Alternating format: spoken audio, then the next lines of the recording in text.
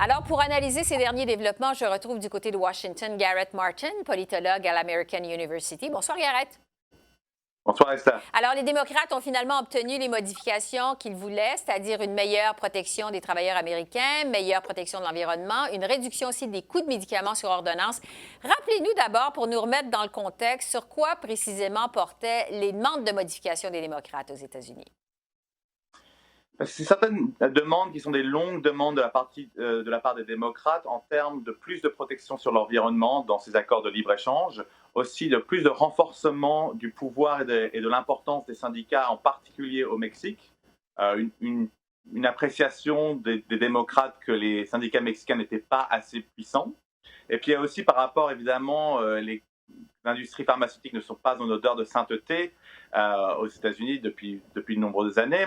Et donc, il y avait vraiment une plainte de la part des démocrates, des partis de l'accord qui avait été négocié par le président Trump était trop généreux en termes de la durée des brevets pour les industries pharmaceutiques. Donc ça, c'était quelque chose qui était important pour les démocrates, d'essayer de changer, d'avoir des modifications. Bon, Nancy Pelosi, la leader des démocrates à la Chambre des représentants, justement, a dit que cette nouvelle entente signée aujourd'hui, elle est infiniment meilleure que celle qu'avait négociée le président Trump en 2018.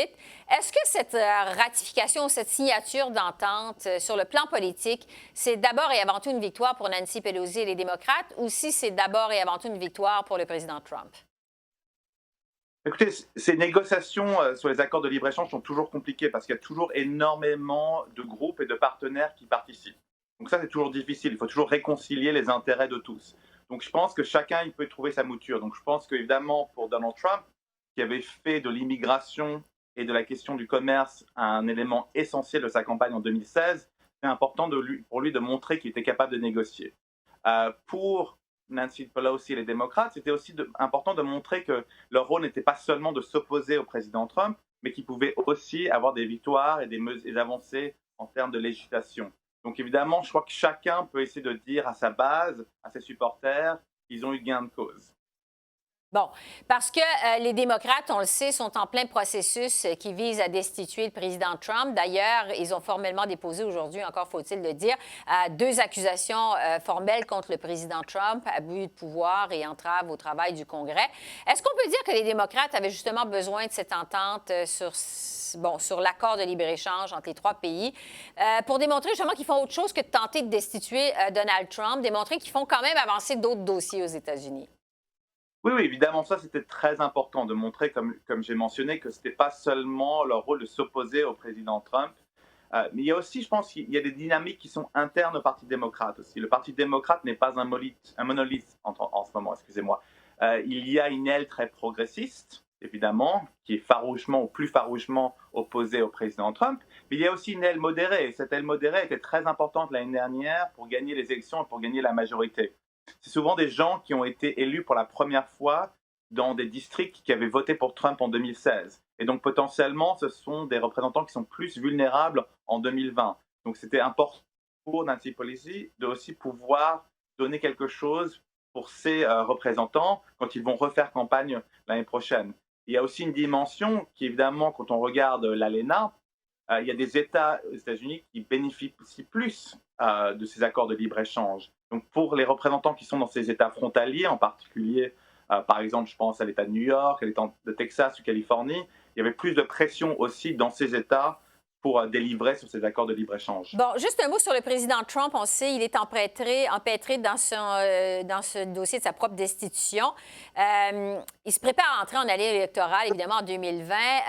On en est où? L'opinion publique américaine en est où avec Donald Trump en ce moment? Qu'est-ce que les Américains pensent de lui au moment où on se parle? Évidemment, je pense que peu de gens sont indifférents. C'est-à-dire que l'opinion est relativement stable maintenant. Le président Trump est souvent aussi entre 40 et 42 d'opinion favorable à sa performance et plus de 50 considèrent qu'il n'a pas une bonne performance en tant que président. Donc, de ce point de vue-là, ça reste relativement stable. Est-ce qu'on peut dire que cette entente de libre-échange, ça arrive à un bon moment pour lui ou peu d'impact? Je ne pense pas que ça va avoir un impact fondamental, principalement parce que numéro un, je pense que le principal atout pour Donald Trump, son principal atout de campagne va être l'état de l'économie.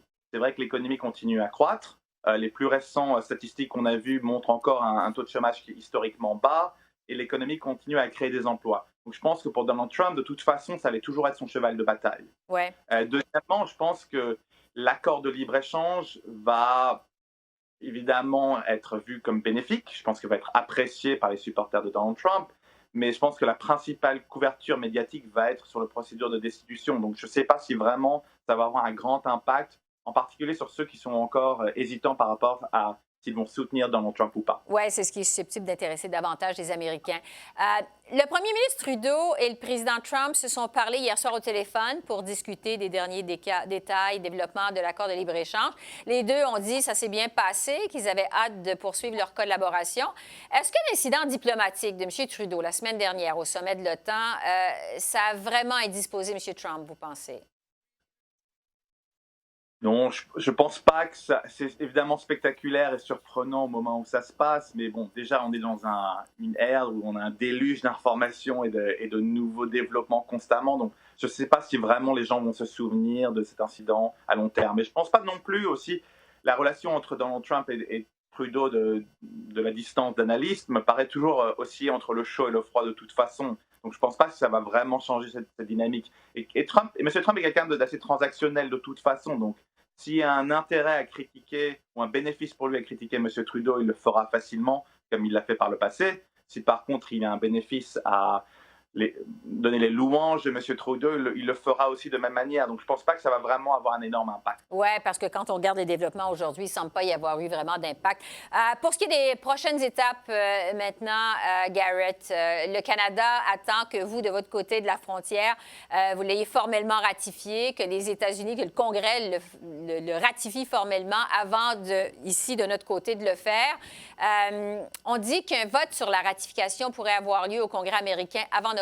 Est-ce qu'on peut raisonnablement prévoir que ce sera le cas?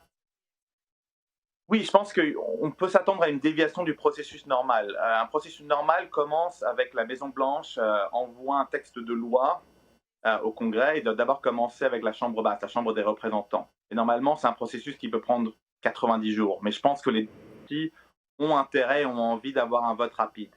L'obstacle, cependant, c'est qu'on pourra avoir un vote rapide dans la Chambre des représentants, mais je pense par contre que pour le Sénat, on va avoir l'obstacle du procès qui fait partie du processus de destitution. Donc, à mon avis, le processus de ratification au Sénat se passera après le procès de destitution et pas avant. Donc peut-être février, je pense, ce sera plus raisonnable comme perspective. Encore des délais peut-être à prévoir. Garrett Martin, professeur à l'American University, merci beaucoup de vos lumières. Merci. Mon plaisir, merci.